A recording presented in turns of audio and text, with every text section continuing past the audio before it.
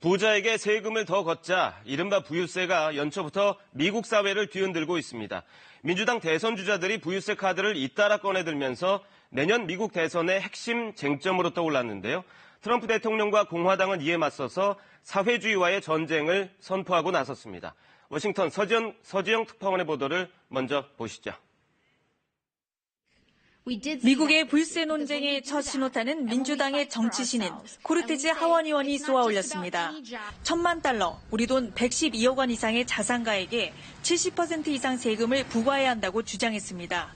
전체의 1% 미만인 초고소득자들을 대상으로 과세 액수를 대폭 늘리자는 겁니다.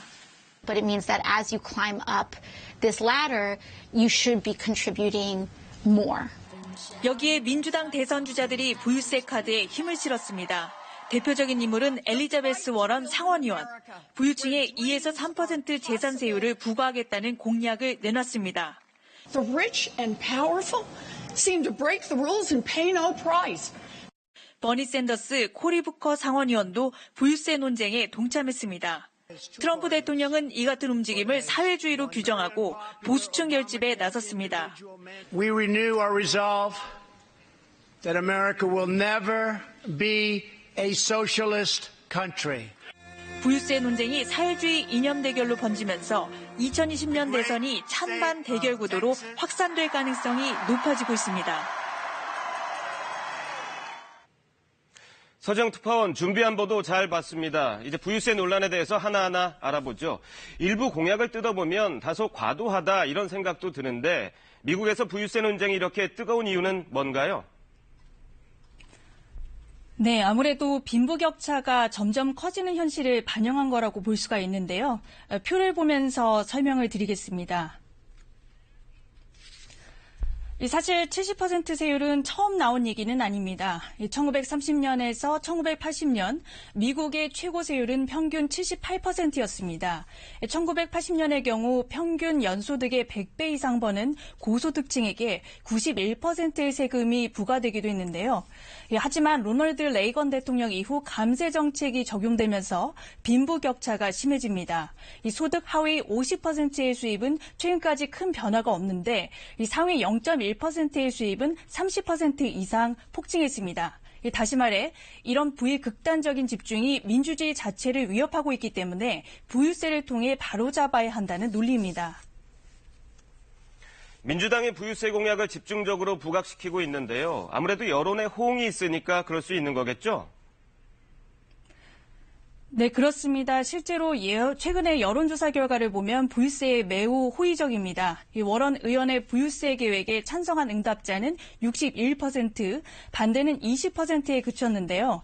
민주당 대선 주자들은 부유세 확보를 통해 의료보험 확대나 대학 등록금 지원, 친환경 산업 육성을 하자고 주장을 합니다. 막대한 재정이 투입되는 만큼 부유세를 통해 부의 재분배를 하자는 논리이죠.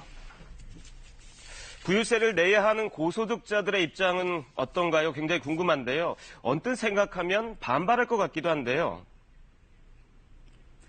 이 부분이 다소 의외인데요. 뉴욕의 백만장자들이 자신의 세금을 올려달라고 오히려 요구하고 나섰습니다.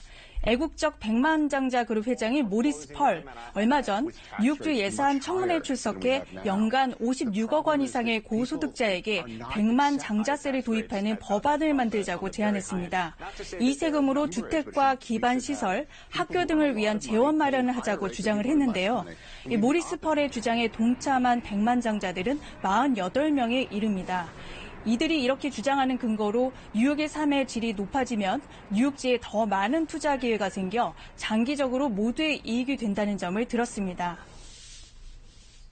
그러니까 경제에서 말하는 선순환이 된다 이런 뜻이어서 이론적으로는 이상적이긴 한데 이 부유세의 부작용에 대한 우려의 목소리도 있다면서요? 물론입니다. 빌 게이츠 마이크로소프트 창업자가 부유세 논쟁에 입을 열었습니다. 일부 급진적인 주장은 탈세를 주장하고 경제활동의 의욕을 떨어뜨릴 수 있다는 겁니다. 즉 부자들이 소득을 숨기고 재산을 해외로 빼돌릴 수 있다는 거죠.